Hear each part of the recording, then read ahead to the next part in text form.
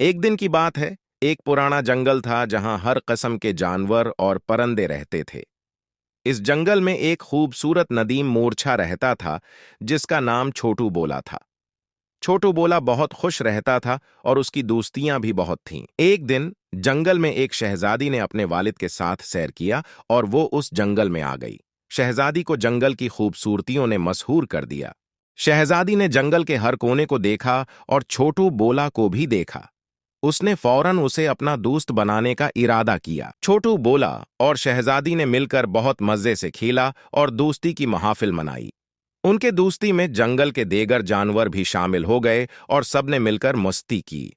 लेकिन जंगल में एक बड़ी बोती ने जंगल को महफूज नहीं समझा और उसने छोटू बोला को एक दिन रात के वक्त उसके घर ले गया।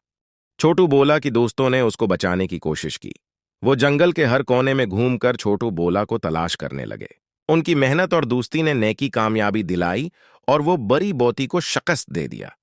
छोटू बोला फिर से अपने दोस्तों के साथ खुशी से रहने लगा और शहजादी को भी अपना बेहतरीन दोस्त माना। इस कहानी से हमें यह सबक सीखने को मिलता है कि दोस्ती और मोहब्बत हर मुश्किल को छोटा सकती हैं और हमें दूसरों की मदद करनी चाहिए।